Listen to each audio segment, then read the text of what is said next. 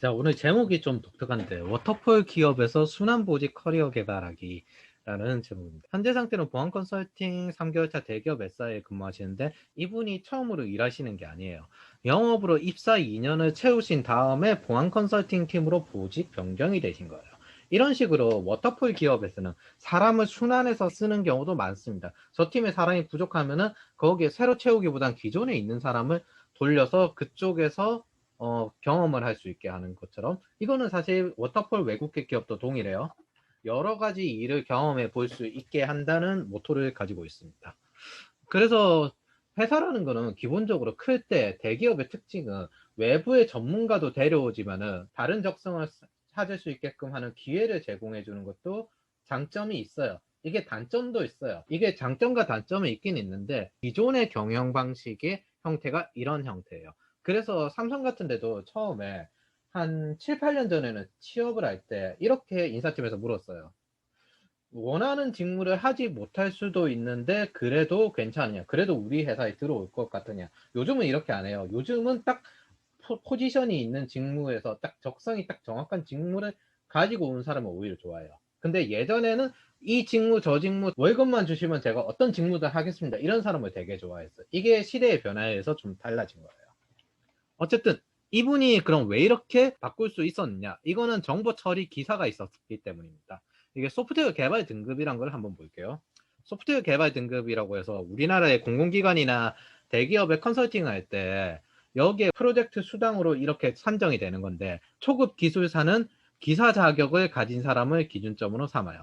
그리고 중급 기술자는 4년 이상 기술 분야에서 업무를 수행한 사람을 뜻해요. 전문업계, 보안업계, 네트워크 같은 경우에는 4년차 경력이 되면 이제 그때부터 중급을 인정받거든요. 그 전까지는 사실 무언가 수당을 제대로 벌어오지 못하는 사람에 가까워요. 그래서 4년차 정도가 되면 보통 일반적으로 대기업 초급보다는 약간 높은 상태예요. 그래서 워터폴 기업의 대기업 SI 이런 데 들어갔을 때 이런 식으로 커리어 개발을 하는 사람도 있어요. 2년 정도는 이 회사에 있다가 내려와서 1년 정도는 전문 업계에서 경력을 쌓고 3년차 정도 되면 연봉이 어느 정도 복구가 되거든요. 대기업 초봉보다 더. 그때부터 중급 개발자를 찍어가지고 나는 4년차 보안 전문가다, 뭐 이런 식으로 커리어 개발하는 경우도 있어요. 이런 프로젝트 연봉도 높고, 그 다음에 대기업 SI 쪽에 있는 단점인 직업적인 커리어가 강력하지 못하다는 그 단점을 해소할 수가 있으니까. 그래서 어떻게든 공부를 하고 내 커리어에 뭔가 하나 추가한 거는 조금이라도, 약간의 조금이라도 도움은 되긴 합니다. 정보 처리 기사가 있었기 때문에 얻은 이득이거든요. 두 번째 플러스 알파, 대기업에 들어갔기 때문에. 물론 이런 식의 커리어 개발은 내가 예측해서 할 수는 없어요. 그냥 대기업 인사팀에서 보직 변경을 시켜버리는 거기 때문에. 그럼 이다운 커리어로 추천할 만한 건 시습시사, 이 보안 컨설팅 커리어에서 올려 나가면 돼요. 자기 직업적인 부분을 강화시켜 나가면 돼요. 왜냐하면은 지금 가지고 가 계신 대기업 SI 같은 경우에는 원래 전문업계에서 경력을 쌓고 난 다음에 이직하는 회사거든요. 그래서 이런 기회가 내려왔을 때 이 기회를 잘 살려야 돼요. 반대로 이분은 원래 심지어 문과셨어요. 문과셨는데 정보 처리 기사를 땄기 때문에 얻을 수 있는 기회예요. 대기업이라 하더라도 어쨌든 이 사람 월급 줄 수 있는 프로젝트 수당이 어느 정도 있긴 있어야 됩니다. 지금부터 해야 될 건 명확해요. 보안 컨설팅 커리어를 만들어 나가면 됩니다. 기술 분야에서 인프라와 개발과 법을 아우른다라고 하는데, 인프라 정도는 기술 분야에 무조건 잡고 있는 게 좋아요. 그리고 보안 컨설팅의 주력인 법과 정책 위주로 ISMSP와 개인정보보호법, 요 두 가지 위주로 가는 거죠. 왜 소설을 쓰시는 분이 시를 적고 싶은 그런 문학적 갈등 같은 게 있거든요. 문학적 갈증. IT에도 똑같이 기술적 갈증이 있어요. 근데 기술적 갈증이 꼭 돈 안 되는 거면 집중해요. 뎁스가 깊으면 깊을수록 들어가는 시간과 자료의 양이 많은데, 그만큼 어떻게 제너럴하지 못하기 때문에 더 돈을 못 벌어요.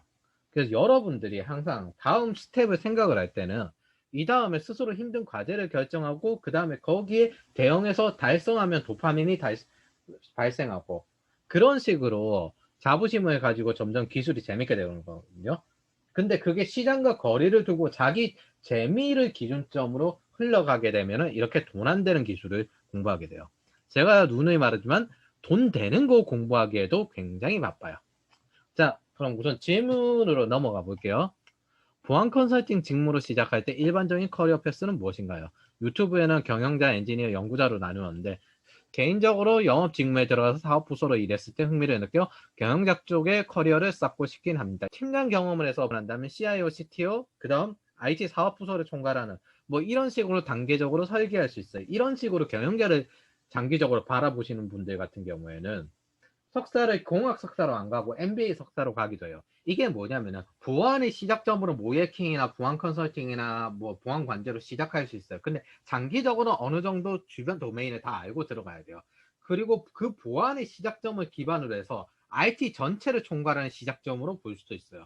그리고 그 시작점을 통해서 경영자로 나아가는 시작점이 될 수도 있습니다. 지금 실리콘밸리의 경영자들, 인도산 경영자들 보면은 대부분 IT 경험이 있기 때문에 그래서 상대적으로 경영을 더 잘한다고 해서 MBA 출신보다 인도산 경영자를 선호하는 이유가 IT 학과 부서나 IT 경험이 있는 사람을 선호하는 그런 경향이 있거든요. 이런 거랑 같은 겁니다.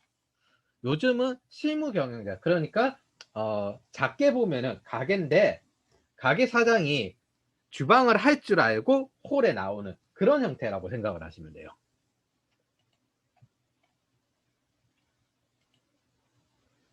그래서 이분은 담당자 위주로 보시는 게 좋고, 다음 스텝을 담당자로 갈 때 이제 인증 같은 게 어떻게 되냐면, 처음에 기본 인증은 ISM에서 PE와 개인정보보호법 인증인데 업계마다 거기에 관련된 인증이 달라져요. 예를 들어 만두 같은 데 가면은 자동차 인증이 될 테고, 그러면 이제 자동차 관련 인증 커리어를 시작할 수 있는 기회가 되는 거예요.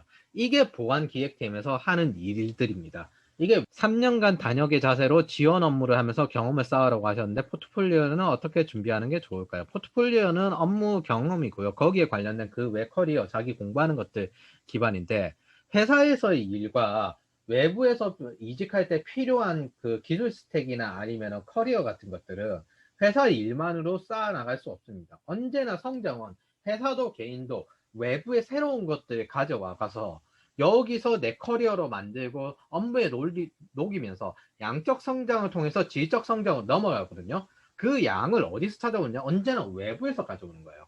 이걸 항상 기억해야 돼요. 그래서 별도로 해야 돼요. 별도로 공부를 따로 해야 됩니다. 회사 일만 그냥 그대로 하면 무능력한 사람이 됩니다. 회사 일은 최소한 효율화를 위해서 자동화가 되어 있기 때문에.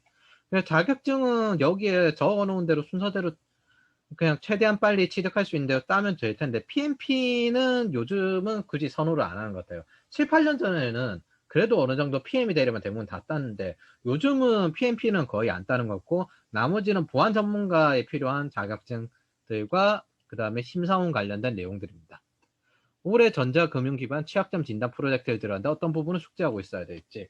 이 워터폴 기업 같은 경우에는 취약점 진단 포지션을 해가지고 거기에 신규 사람을 넣는 경우가 있는데, 완전 경험이 없는 사람. 사실 그거는 어느 정도 그 툴화 되어 있기 때문에 그냥 따라서 어떻게든 해서 거기에 나오는 시스템으로 그대로 하면 돼요. 로그 분석 같은 경우도 그냥 아무것도 모르는 중학생 그냥 갖다 넣어도 그걸 할 수 있거든요. 근데 거기서 스스로 성장하는 거는 개인의 몫이에요. 아, 남이 차단했으니까 그대로 차단하면은 그냥 중학생도 할 수 있어요. 근데 저걸 왜 차단했냐? 그걸 분석할 수 있는 거, 그 경험이나 그런 것들이 능력이에요. 회사 일이라는 게 문서 같은 거 그냥 보면은, 문서 그냥 따라서 그 양식에 맞춰만 적으면 사실 중학생도 할 수 있는데, 그 문서가 왜 이렇게 설계가 돼 있고 왜 이렇게 만들어졌는지 그런 걸 어떻게 분석할 수 있는 능력을 갖추기 위해서 기본적으로 가는 겁니다. 그게 단역에서 하는 거예요. 단역은 그냥 이 대사를 그냥 외우는 것 뿐이에요. 외우고 그 다음에 나오는 것 뿐이에요. 근데 조연 이상부터는 그때부터 이 상황과 이 대사, 때로는 필요하면 이 분위기를 살리기 위해서는 애드립을 더 쓰든지, 이거는 현실과는 다르지만은 관객에 받아들이기 위해서는 이런 식으로 하는 게 좋겠다. 그런 게 조연과 주연 이상의 능력입니다. 그래서 단역의 상태에서는 내가 지금 이 일은 쳐낼 수가 있는데 이 이상을 어떻게 넘어가야 될지 잘 모르는 거예요. 왜? 뭘 모르는지 전체적인 형태를 감을 못 잡고 있으니까. 근데 모든 일은 이런 식으로 시작이 됩니다. 거기서 올라가는 사람이 있고 거기서 머물렀다가 그대로 그냥 나가는 사람이 있는 거고.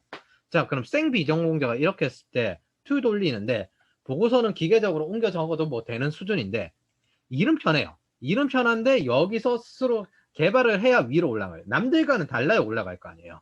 그럼 여기서 할 때는 제가 추천을 드리는 게 일단 인프라를 팔아. 인프라 정도 하고 취약점 진단은 개발까지는 그렇게 필요 없거든요. 모의액기의 개발이 필요한 거지. 그래서 취약점 진단 목록 정도 이제 체크할 수 있으면 된다. 인프라랑 취약점 진단 그 정도 되면은 이제 보통 중소 중견급 지정업체급 보안관제 정도 수준이 돼요. 그리고 난 다음에 이제 관리 보안으로 넘어가서 보안 컨설팅에 초점을 맞추면 돼요.